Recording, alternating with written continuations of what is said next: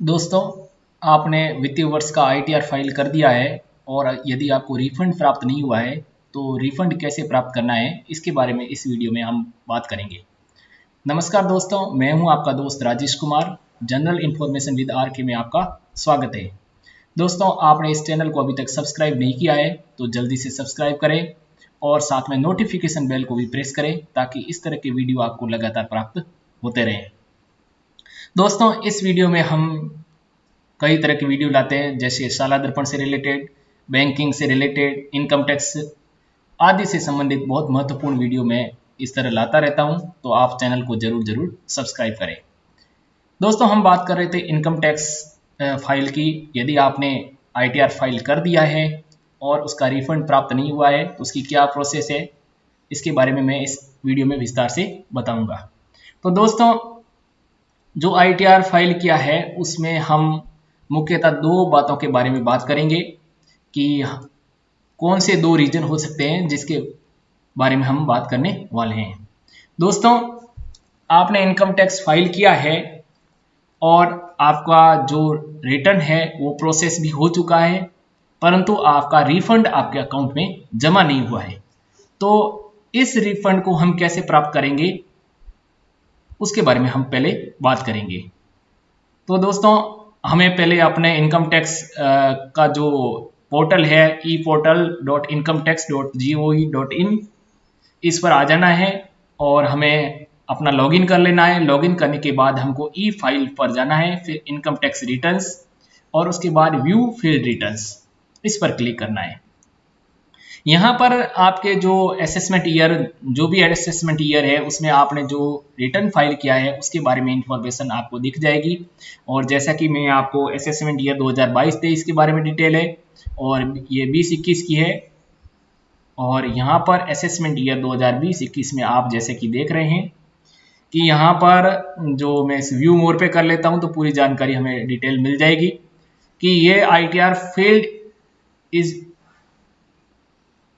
Defective और incomplete जनवरी 4 2021 था। फिर ये अंडर प्रोसेसिंग में चला गया November 2021, under processing November 2021, processed with refund due November 9 2021 को ये प्रोसेस्ड हो गया था। फिर भी इसका आप यहां देख रहे हैं कि लास्ट में रिफंड फेलियर आ रहा है। तो इसका क्या प्रोसेस है, यदि रिफंड फेल हो गया है तो अब आपको क्या करना होगा उसके बारे में हम आगे वीडियो में बात करेंगे। ये रिफंड फेलियर आ रहा है यानी ये आईटीआर प्रोसेस हो चुका है, फिर रिफंड फेल हो गया यानी रिफंड जो है वो अकाउंट में डिपॉजिट नहीं हुआ है, उसके बारे में इस वीडियो में आगे बात करने वाले हैं। तो दोस्तों, रिफंड एक बार फेल हो जाता है उसके बाद हमें पुनः रिफंड कैसे प्राप्त करना है, इसके लिए हमें जो लॉगिन किया था, लॉगिन में यहाँ पर जो विकल्प दिखाई दे रहे हैं उसमें सर्विसेज में हमें जाना है। सर्विसेज पर जाते हैं तो यहाँ पर टैक्स क्रेडिट, मिसमैच, रेक्टिफिकेशन और रिफंड रीइशू का एक ऑप्शन आपको दिखाई देता है। रिफंड रीइशू के विकल्प पर आपको क्लिक करना है। इस तरह क्लिक करने पर इस तरह का इंटरफेस मिलता है। इस इंटरफेस में आपको क्रिएट रिफंड रीइशू रिक्वेस्ट पर क्लिक करना है। यहाँ पर जो आपको रिफंड जो फेल हो गया है उसकी डिटेल आपको मिलेगी, जैसे कि यहाँ पर एक्नॉलेजमेंट नंबर आपको दिखाई दे रहा है और assessment year, income tax return type दिख रहा है, पैन नंबर है और कम्युनिकेशन रेफरेंस नंबर है और रीजन फॉर रिफंड फेलियर का रीजन भी दिखाई दे रहा है।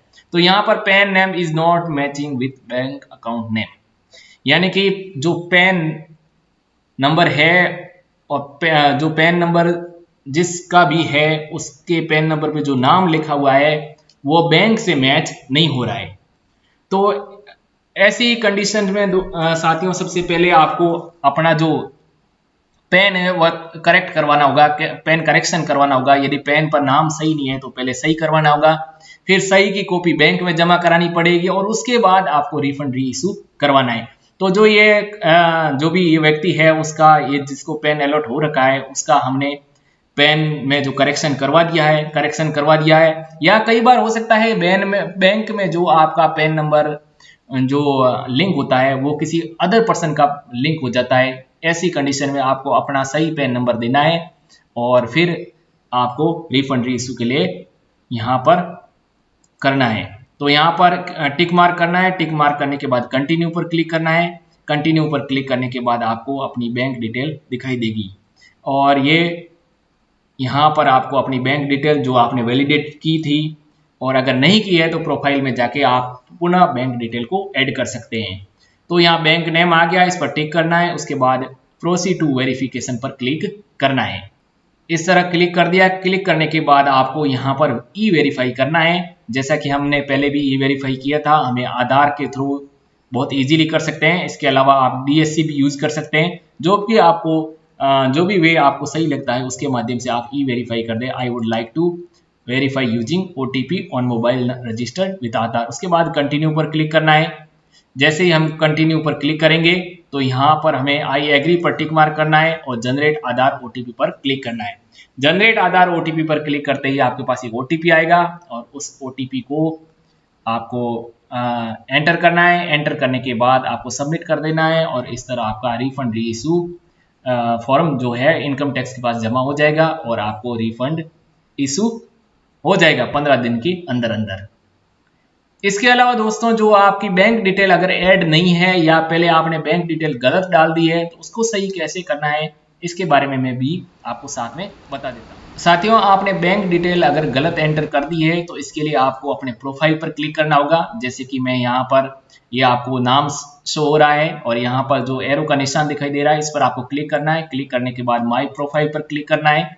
माई प्रोफाइल पर क्लिक करते ही इस तरह का इंटरफेस मिलेगा। इस इंटरफेस में साथियों आपको माई बैंक अकाउंट पर क्लिक करना है।